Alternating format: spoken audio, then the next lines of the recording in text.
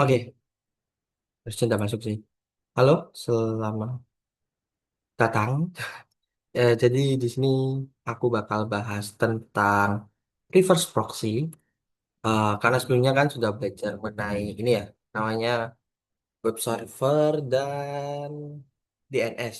Nah, ini yang terakhir adalah reverse proxy. Mungkin agak nanti di akhir agak mungkin ya cukup nguli di akhir dan ya itu kelihatannya yang paling susah dibuat soalnya praktikum nanti. Uh, anyway, kita mulai terlebih dahulu. Oke, untuk permulaan ya, disclaimer, kalau mau mencoba modul ini, mohon maaf sebelumnya aku nggak bisa langsung praktekin di ini karena cukup memberatkan dan aku baru install ulang Windows. Jadi masih belum ada image-nya buat DNS3. Nanti aku baru install lagi. Kalau kalian mau coba, sebelumnya kan di web server sudah ada ini ya, uji coba implementasi Nginx web server ini. Nah, uh, kalau kalian mau nyoba, nanti bisa pakai konfigurasi yang kayak gini, buat belajar lah atau nanti apa namanya nyesuaiin aja. Aku bakal pandu kalian kurang lebihnya di ses lab di video ini tentang bagaimana sih reverse proxy ini bekerja kurang lebihnya. Buat topologi yang nanti bakal dipakai buat contoh di reverse proxy ini diambil dari sini. Oke, ini buat setupnya. Mari kita mulai saja terlebih dahulu. Jadi reverse proxy. Nah, eh, sebelum dimulai, ya di sini mungkin ada yang bingung nih, apa itu reverse proxy dan apa itu proxy service. Mungkin merupakan ya sama-sama proxinya gitu kan. Bisa aja sebuah hal yang sama kan. Nah,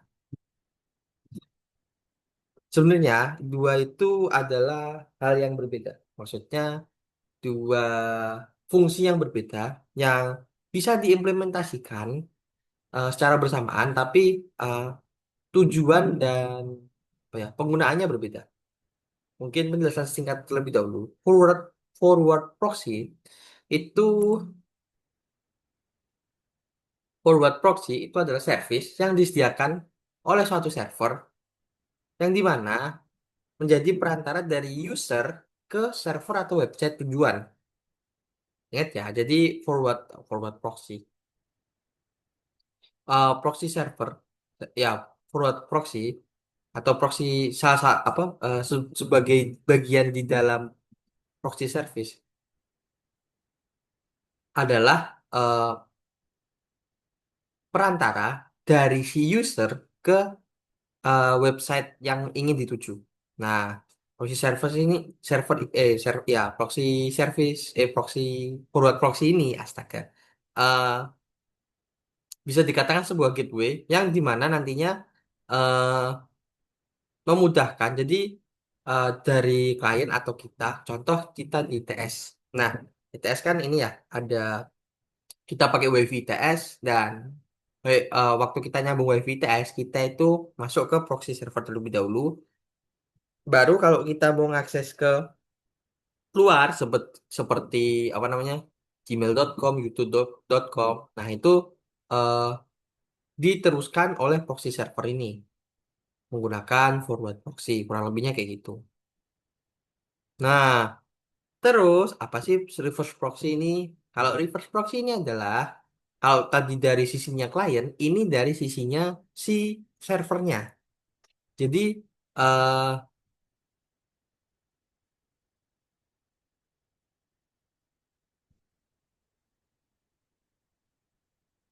tujuannya adalah meneruskan request dari si user ke server. Reverse proxy ini ya sama-sama di antara client dan server, cuma bedanya dia itu dari POV-nya si server. Kalau si apa namanya forward proxy tadi itu dari POV-nya si client atau si user lah kalau kita katakan di sini. Nah, contohnya reverse proxy ini bisa diterapkan pada web server seperti Apache dan Nginx. Dan dikutip dari Cloudflare, kalau kalian pernah dengar, Cloudflare itu adalah salah satu eh, penyedia DNS dan Ya, kurang lebihnya untuk mengamankan sebagai gateway dan lain-lain. Reverse proxy juga digunakan sebagai keamanan supaya pertukaran request dari server dan klien itu berjalan dengan aman. Dalam artian supaya user-user yang valid aja, bukan attacker, itu bisa mendapatkan data yang diperlukan. Jadi ya kurang lebih mengamankan lah. Terus reverse proxy ini juga bisa menjadi apa ya? Meringankan beban yang diperlukan dalam mengakses internet. Contoh nih, kita mau download suatu file. Nah, file ini kalau di-download secara RAW atau secara eh, biasa itu eh, 50 giga misal aja nih. Nah, terus waktu kita download itu kan pasti bandwidthnya pasti besar ya. Soalnya ini 50 giga dan terus-terusan harus di-download. Nah, itu sama reverse proxy ini bisa dikompres atau bisa katakan kayak di zip lah atau pokoknya ukurannya diperkecil sehingga eh, mengurangi bandwidth yang digunakan. Bandwidth itu apa ya? Istilahnya adalah seberapa besar sih data yang bisa kamu kirimkan dalam satu waktu, baik nge-upload maupun nge-download. Nah, di sisi lain, reverse proxy ini juga memiliki kemampuan untuk menyimbangkan load atau beban server. Contoh, ITS, oh jangan ITS deh. Kalian kalau tahu Google, Google itu punya server banyak banget, apalagi sampai ditaruh di bawah laut kan. Nah, dia itu menggunakan sebuah load balancing, yang merupakan reverse proxy tersebut untuk mendistribusikan request-request dari si user. Jadi gini kurang lebihnya. Contoh, ada 10 user. Nah, kalau 10 user ini dia punya 3 server, si Google itu punya 3 server, nggak mungkin kan dia mau cuma ngasih satu, apa namanya, semua request itu diterusin ke satu server. Pastikan bakal didistribusikan ke server-server yang lain. Nah, itu bisa menggunakan reverse proxy. Contohnya apa sih reverse proxy ini? Apache dan Nginx. Tapi di saat ini kayaknya kita pakai Nginx dahulu. Soalnya ya ya kurang lebih gampang dan kurang lebih sama sih. Cuma ada penyesuaian dikit aja gitu. Nah, cara kerjanya kurang lebih reverse proxy berada di antara client dan server seperti yang tadi aku bilang. Terus fungsi utamanya adalah menerima dan meneruskan request dari client ke server atau sebaliknya. Cara kerjanya digambarkan seperti gambar yang di atas ini. Terus eh ya contohnya misal kita sebagai klien dan ingin mengakses suatu website, request yang diberikan ke klien ke server akan diterima oleh reverse proxy terlebih dahulu. Setelah itu reverse proxy akan meneruskan ke server. Kemudian menerima balasan dari server baru dikembaliin ke internet. Harus disampaikan ke klien. Manfaatnya apa sih? Ya, jadi ya kita pakai Nginx. Nginx ya, bukan Nginx. Orang-orang kan ada yang ngomong Nginx gitu. Ya, itu kurang lebihnya kan salah sih, tapi ya lucu aja gitu. Dan pengucapan yang benar itu Nginx. Nah, beberapa manfaat dari reverse proxy ini load balancing seperti yang tadi aku barusan bilang, ngedistribusiin secara merata eh, request-request yang datang supaya tidak membebankan hanya salah satu server. Jadi misal aku punya 3 server, ya aku distribusiin secara merata biar serverku ini, salah satu serverku ini nggak kebanyakan request dan membuat panas atau mungkin bisa sampai hang atau ya ini apa namanya sampai mati secara mendadak gitu. Kurang lebihnya gitu. Terus ada powerful caching. Nah, kalian nyadar nggak sih kadang-kadang kalian waktu nge-load website itu cepet. Nah, itu ada casingnya. Dalam artian eh, karena eh, sering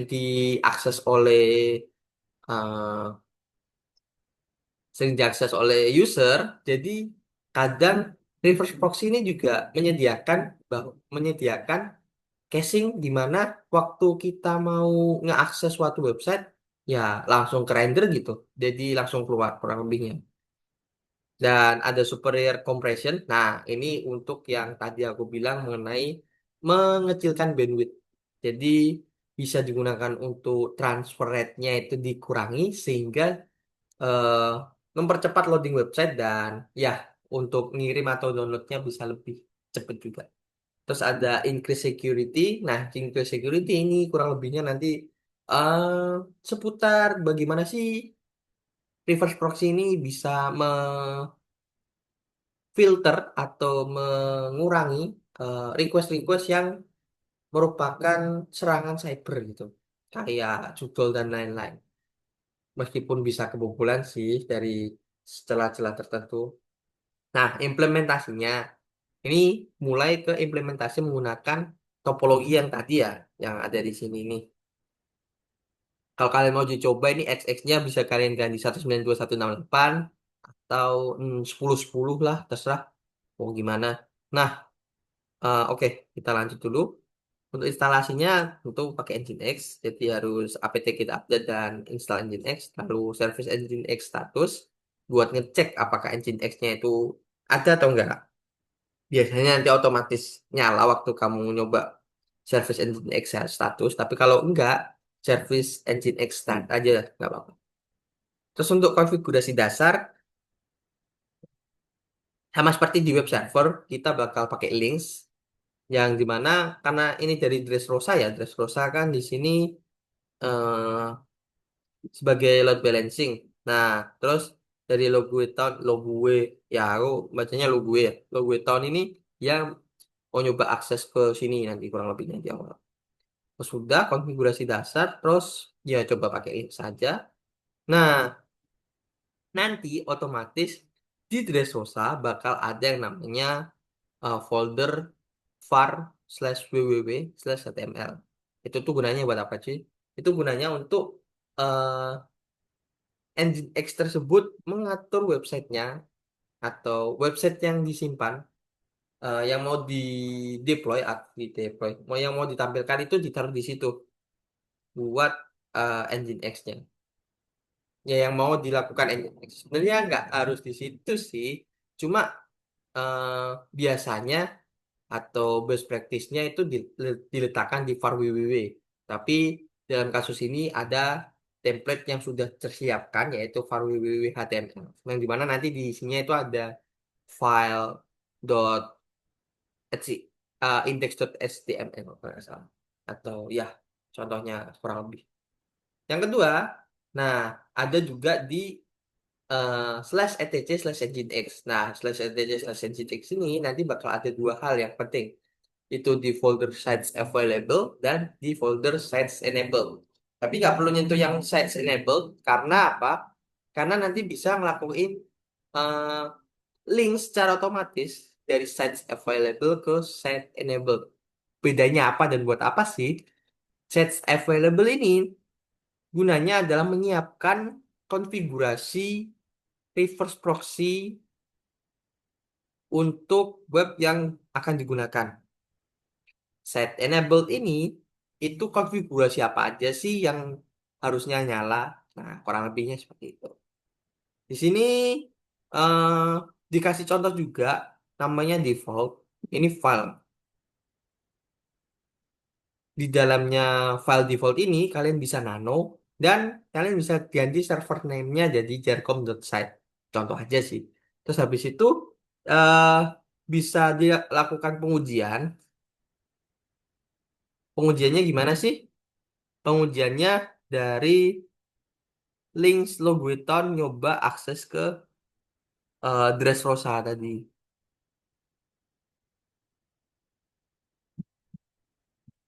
Hmm, instalasi engine X di Dressrosa. Ini links. Oh, ini di Logueton ya. Kalau yang ini dia di Dressrosa juga diinstalling terus dijalankan juga. Nah, terus yang kedua sini adalah PHP FPM. PHP FPM ini ya. PHP FPM ini apa? PHP FPM itu PHP itu nama bahasa pemrograman. FPM sendiri Fast CGI bla bla bla bla lupa. Nanti di bawah ada harusnya. Nah, ini tuh gunanya buat apa?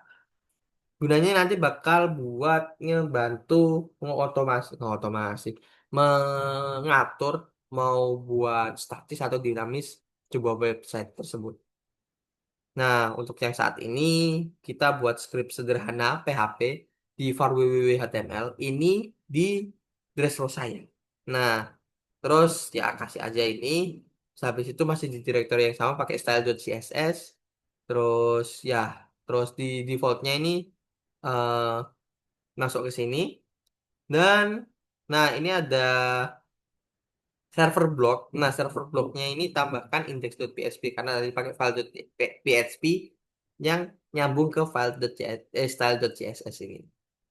Terus di sini ada uncomment fast CGI ini. Nah, ini digunakan oleh PHP FPM tadi. Terus service PHP-nya di start dulu, baru lakukan pengujian dari logo town, logo town nyambung ke Dressrosa. Caranya yang gimana sih? Link jarcom site/index.php. Itu nanti otomatis bakal nge-link ke load balancing di Dressrosa. Karena eh, kita tadi sudah ngeatur server name-nya menjadi jarcom site, bukan IP-nya Dressrosa. Seperti itu kurang. Terus di sini ada dua percobaan. Yang tadi kan waktu pertama waktu kita coba akses pakai dari apa namanya? eh, oh ya tadi sudah sih harusnya. Jadi bisa di links dari Loguetown untuk sites Jarcom sites tadi.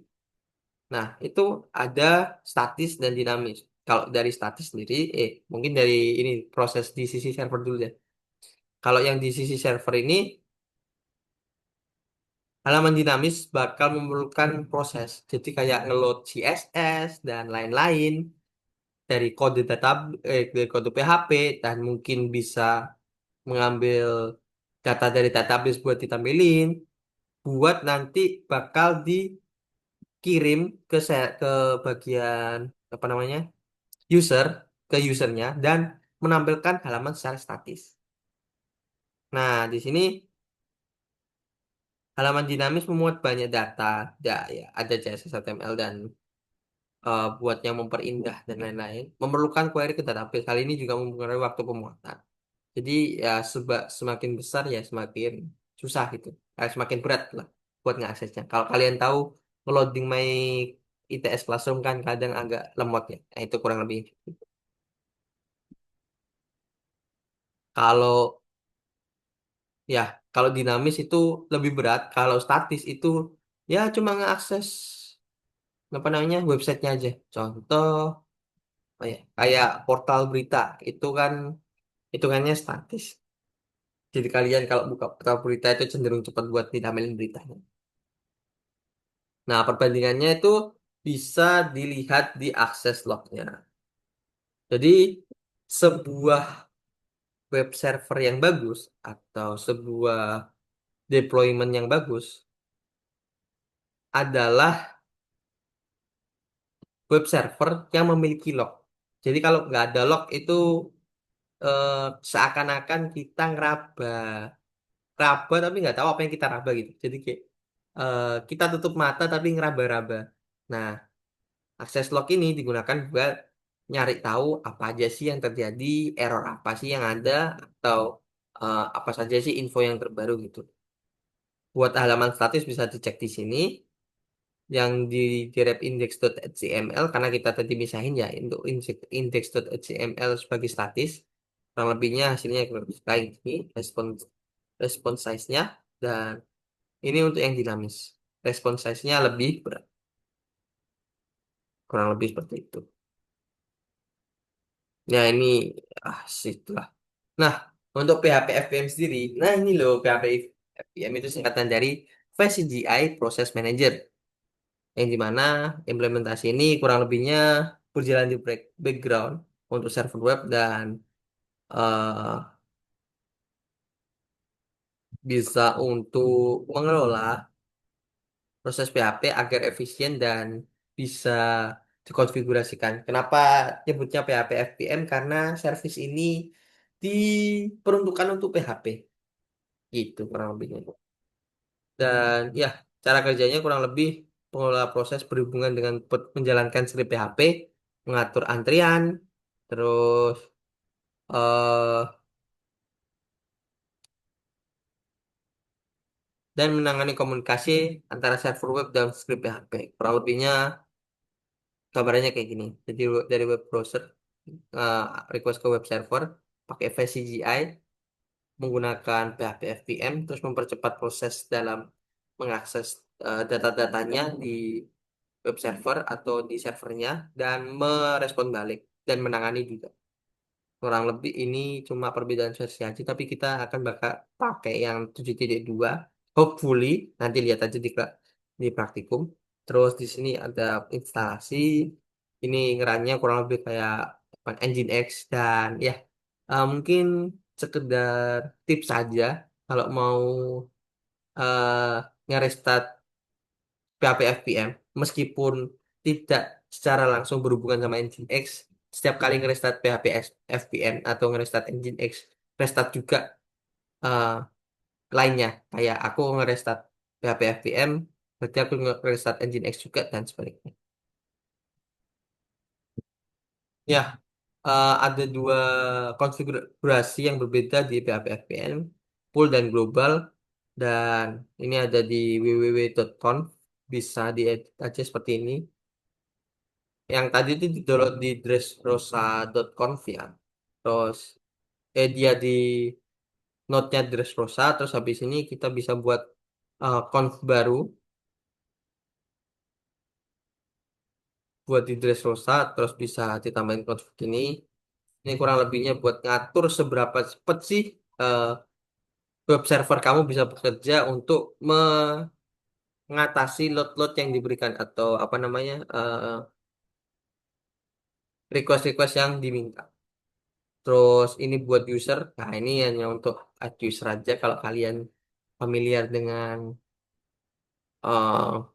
user. Kalau di Windows nggak terlalu kerasa sih. Tapi kalau di Linux kalian harus minimal ada user buat kalian ngerjain biasa sama root user. Terus ini kita nambahin user buat dress Rosa dan ya ini di restart. Terus CGI-nya jangan lupa ya disesuaikan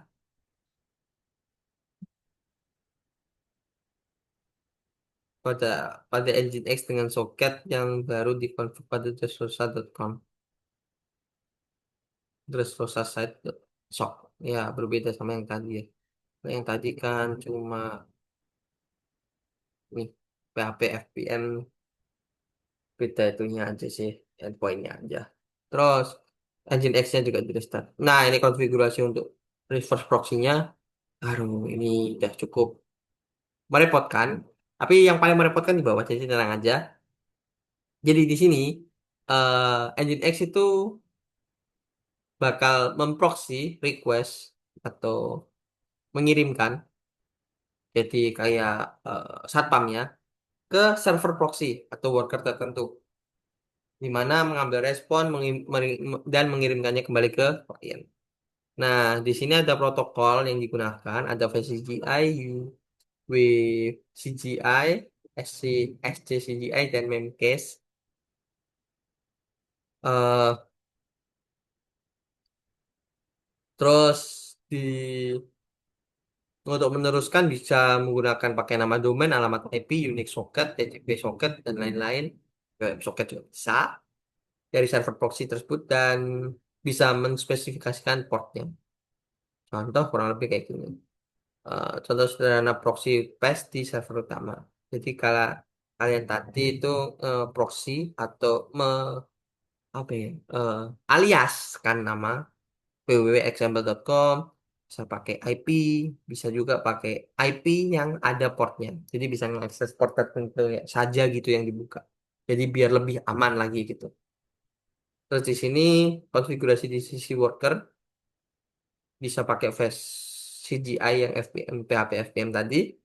Terus catatannya ini bisa dibaca sih. Yang penting itu di proxy paste ini meneruskan request ke alamat tertentu. Jadi bisa dialiaskan. Terus flash CGI ini buat mengurangi respon time. yang dimana eh, bisa digunakan PHP FPM dan ya ini UWSGI ini buat gateway. SCGI ini ya gateway yang simple.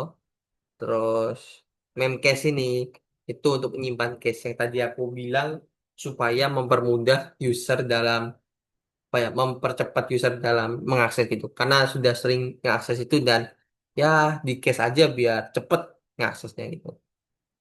Nah, ini cara konfignya bisa dibaca di sini. Terus ini ya ini dibaca aja. Nah, ini menambahkan request headers.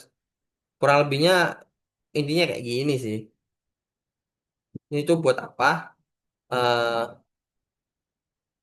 jadi proxy set header host host ini menyatakan bahwa Nginx mengatur header host di request yang dikirim ke worker agar sesuai dengan header host yang di request dari si klien. Ini buat memudahkan backend aja sih, buat mengetahui URL mana sih yang pengen diakses oleh klien. Terus yang kedua ini dia berisi alamat IP yang mengirimkan request tanpa melewati proxy. Ini berguna jika server worker perlu mengetahui alamat IP klien sebenarnya.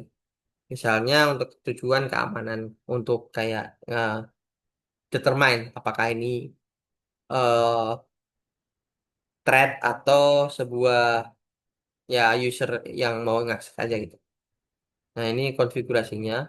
Terus di sini ada proxy bind. Proxy bind ini buat apa ya? Spesifikasi. Contoh di sini eh, ada alamat F1, F2 dan F3.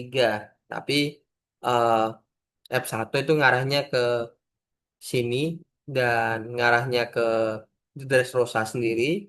F2 ini proxy bind ke Ennis Lobby yang dimana bakal nampilin index.php di Ennis Lobby dan ya Cibangun juga kurang lebihnya sama. Bisa lihat di sini sebagai contohnya.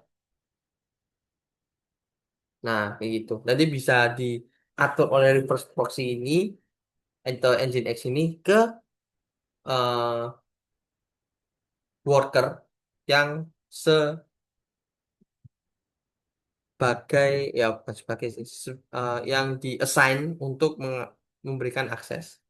Ini load balancing lanjutan, kurang lebihnya ada beberapa algoritma load balancing atau bagaimana cara mendistribusikannya secara merata. Nah, di sini yang pertama ada round robin. Round robin itu ngulang lah intinya. Round robin itu contoh aku mau ke ada tiga server. Request pertama aku masukin ke server satu, request dua server dua, request ketiga ke server tiga, request keempat ke server satu. Nah, ya kurang lebih kayak gitu. Terus untuk yang kedua ada list connection berdasarkan nomor dan urutan server, yaitu yang round robin. Kalau list connection prioritas dan pembagian dari beban kerja yang paling rendah. Contoh, node master akan membuat beban mencatat semua beban dan kinerja dari semua node. Jadi dia bakal ngelihat dulu apa namanya server satu tuh berapa sih koneksinya, server 2 berapa koneksinya. Kalau kosong ya kasih ke server satu. Terus ada request lagi, oh ternyata 2 sama 3 kosong. Ke server 2 ke server 3. Kalau sama ya udah. Contoh semuanya punya satu gitu dan ada request ya udah terserah gitu. Tapi prioritasnya yang urut paling atas nih. Jadi server satu dulu. Nah, kalau sudah terlalu berat, dianggap terlalu berat, ya eh, nantinya NGDX ini bisa dimasukkan ke worker yang paling rendah eh, apa namanya beban kerjanya. Nah, ini nanti tinggal ditambahin aja sih di bagian atas di konfigurasi Nginx-nya di etc nginx sets available dan bla bla bla .conf. Terserah sih kalau mau share. Terus ada IP hash. Nah, algoritma ini melakukan hash berdasarkan request dari pengguna. Terus ada generic hash. Dan ya, ini cara buat ngeimplementasinya. Nah, nanti di apa namanya engine X Dressrosa bakal nambahin di bagian search available dan lbjar.com ini nambahin baru sih. Terus ya udah, nanti bakal ketika kalian ngelinks itu setiap kali ngeakses itu bisa aja berbeda website. Nah, terus gimana sih nanti kurang lebih gambaran buat praktikumnya? Ah, itu nanti bakal pakai alat yang namanya stress test. Dan kalian ya nanti bakal agak ribet sih. Terus ini juga ada wake round robin. Ya kurang lebih dikasih seberapa ini siapa namanya? Seberapa skala prioritas lah kurang lebihnya. Contoh misal aku punya spek server yang satu itu 2 tera storage-nya, yang satu itu eh cuma 500 GB, yang satunya itu cuma 1 tera contohnya. Ya kan pasti beratnya yang 2 tera itu kan lebih robust ya, bisa dipakai gitu. Nah, ini untuk list connection kurang lebihnya cuma ganti di sini. Untuk IP hash juga dan generic hash juga. Terus, nah ini sudah sampai di hampir akhir dan aku paling tidak suka karena tahun kemarin itu yang paling ngerepotin di sini. Ini adalah load testing. Ya, untuk nge-stress test. Buat apa sih? Mengekspor kecacatan pada aplikasi seperti adanya buffer overflow, memory leaks, dan mismanagement memory. Terus menentukan batas atas komponen-komponen sistem. Maksudnya itu seberapa banyak sih yang bisa yang kira-kira eh, bisa ditangani oleh sistem dalam satu waktu. Jadi kita bisa tahu nih kalau misal, oh usernya eh, sebanyak ini, besok aku tak nyoba dulu untuk saat ini. Contoh apa ya? Oh ya website skematik. Skematik kan bisa aja diakses 1.000 orang bersamaan. Nah itu seberapa speknya buat tentuin spek dari server yang mau dipakai itu gimana sih? Nah itu dilakukan stress test. Misal aku punya website, terus eh, atau load testing ini aku punya website terus berapa sih kira-kira maksimal user yang bisa mengakses website ini secara bersamaan dengan spesifikasi server yang aku punya itu segini gitu. Nah, ada beberapa nih, ada Apache JMeter, Apache Benchmark atau AP, PRK dan Locus. Nah, ini pakai Apache Benchmark. Kalau lebihnya kayak gini, pengujiannya bisa dicari tahu sendiri ya, karena aku nggak mungkin jelasin sebanyak ini. Mungkin ini sih, catatan aja. Sorry. Aduh, set kayak gini. Dan ya, ada tambahan lagi sih. Kurang lebihnya nanti kalau buat ini hasilnya kurang lebih kayak gini outputnya. Terus ini kalau mau ke HTTPS, terus apa lagi ya? Eh, di sini juga dijelasin buat kalau semisal mau ngeakses tapi apa namanya?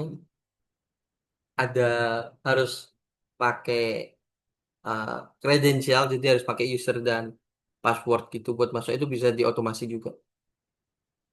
Ini hotop buat nguji load balancing. Jadi ini buat tes server ini tuh bebannya berapa sekarang ini. Terus ya ini outputnya. Terus apa lagi nih? Skenario 3 ini apa? Nah itu beberapa catatannya. Nah, mungkin sekian sih untuk saat ini materi dari reverse proxy. Mungkin kelihatannya berat dan ya mungkin kalian berpikir buat apa sih ini? Tapi nanti kalian bakal ngerasain kok seberapa bergunanya ini kalau kalau kalian bakal bergelut dengan deployment. Jadi semisal kalian harus eh, ngedeploy sebuah aplikasi atau website yang diminta oleh dosen atau kalian mau lomba, itu ini bakal sangat berguna. Ya, itu sih kurang lebihnya. Eh Mohon maaf kalau ada kurang dan kata-kata yang mungkin kurang enak dan mohon maaf atas keterlambatan pengiriman videonya juga. aku cukupkan. Terima kasih semuanya.